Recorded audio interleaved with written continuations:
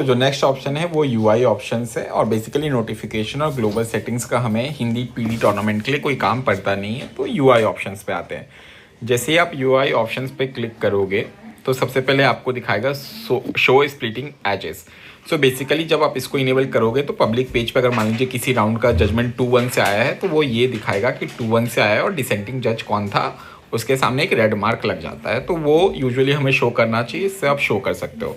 Second, क्योंकि अब Hindi PD में कोड नेम्स यूज़ करने का प्रचलन हो चला है तो इसमें आपको बहुत सारे ऑप्शंस आएंगे, जैसे do not use code names. अगर आप कोड नेम्स यूज़ नहीं करना चाहते हो तो use real names everywhere and show code names in tool tips. इस तरीके से बहुत ऑप्शंस आते हैं, लेकिन जो आइडियली आपको सेलेक्ट करना चाहिए ऑप्शन वो या तो थर्ड या तो fourth, code names for public. Basically public को टीम्स का कोड नेम दिखेगा और जो एडमिन है उसको रियल नेम और कोड नेम्स दोनों दिखेंगे।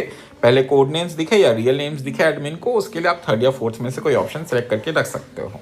ठीक है, तो बेसिकली थर्ड या फोर्थ, क्योंकि हमको पब्लिक को कोड नेम से दिखाना है ना, बाकी एडमिन को तो पता ही होना चाहिए कि कोड नेम और रियल नेम दोनों क्या है। थर्ड या फोर्थ ऑप्शन में से कोई आप सेलेक्ट कर सकते हो।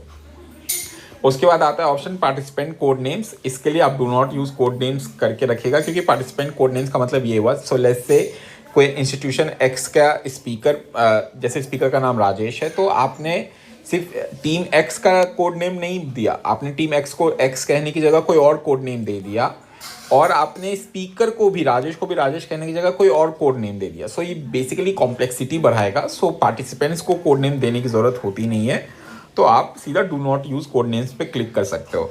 शो इमोजी, बेसिकली टीम्स के नाम के बगल में इमोजी आप डालना चाहते हैं या नहीं डालना चाहते हैं वो आपके ऊपर है, तो आप शो इमोजी पर क्लिक भी कर सकते हैं, नहीं भी कर सकते। शो इमोजी का लॉजिक ये भी होता है कि अगर आप टैबी कैट को खुद कोड नेम्स देने के लिए अलाउ करोगे तो जितने भी इमोजीज हैं ना उसके बेसिस पे वो कोड नेम्स दे देता है और उसके लिए रेलिवेंट इमोजीज यूज करता है। बट हिंदी पीडी में यूजुअली लोग अपने तरफ से कोड नेम्स डालते हैं, तो आप शो इमोजी पे अनचेक करके रख सकते हो।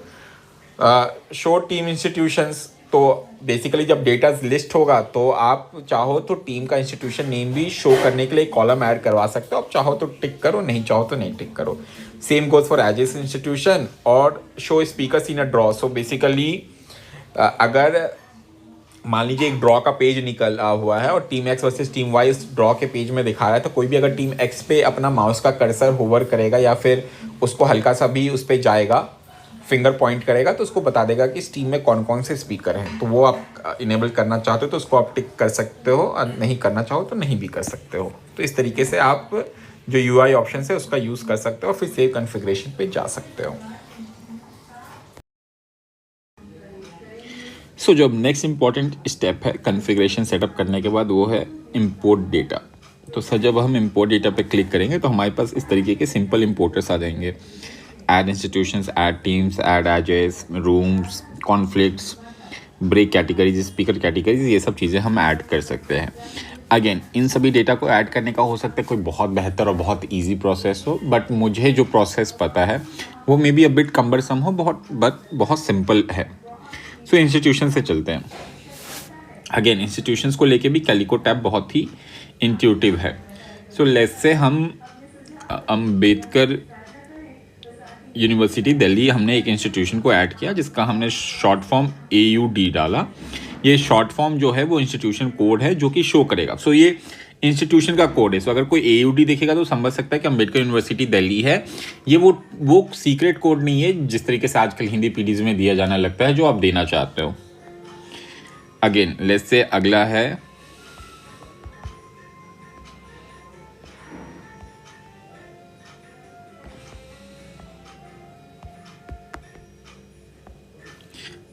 JNU। अब इसमें जो हमें एक बात ध्यान देने की ज़रूरत है कि लेट्स से JNU से 3 टीमें आ रही है टूर्नामेंट में, तो आपको 3 बार JNU 1, JNU 2, JNU 3 इस स्टेज पे लिखने की ज़रूरत नहीं है। इस स्टेज पे बेसिकली आपको सिर्फ और सिर्फ इंस्टीट्यूशंस लिखने की ज़रूरत है। जैसे लेट्स से एक टीम आ रही है, अगर कोई क्रॉस टीम आ रही है तो आप उसको, जैसे एक XYZ क्रॉस आ रही हो, आर्ट्स फैकल्टी क्रॉस या जो भी क्रॉस आ रही हो, तो आप उसको उसका शॉर्ट नेम एक्स क्रॉस भी दे सकते हैं। तो बेसिकली आपको बस यहाँ पे ना एक इंस्टीट्यूशन का फुल नेम देना और फिर इंस्टीट्यूशन का कोड देना है। यहाँ पे आपको कोई टीम कोड अलॉट नहीं करना होता, और अगर 4 टीमें किसी इंस्टीट्यूशन से 2 टीमें इंस्टीट्यूशन से आ रही है तो आपको वो सभी चीज़ें एलोकेट यहाँ पे नहीं करनी होती है। यहाँ पे बस आपको ये चीज़ें करना होता है। उसके बाद जब आप नेक्स्ट स्टेप पे क्लिक करेंगे तो यहाँ पे वो आपको दिखाएगा कि AUD वो वेरिफिकेशन है बेसिकली, कि आप यहाँ पे सेव कर सकते हैं। अगर आपको कोई कोड और देना हो तो आप दे सकते हो, अगर चेंज करना हो तो। फिर उसके बाद आप सेव ऑल इंस्टीट्यूशंस करते हो। तो इस तरीके से आप इंस्टीट्यूशंस ऐड कर सकते हो। सो बेसिकली इंस्टीट्यूशन ऐड करने में जो हमें ध्यान देना वो यही ध्यान देना है कि जैसे अम्बेडकर यूनिवर्सिटी दिल्ली है तो अम्बेडकर यूनिवर्सिटी दिल्ली AUD लिखा। अगर अम्बेडकर यूनिवर्सिटी से 4 कॉलेजेस आ रही है तो हमको 4 बार AUD लिखने की ज़रूरत नहीं है इस स्टेज पे, हमको बस AUD एक बार लिखने का ज़रूरत है। ठीक है, अगला फिर आगे कैसे करते हैं, टीम्स कैसे ऐड करते हैं, वो मैं अगले वीडियो में बताता हूँ।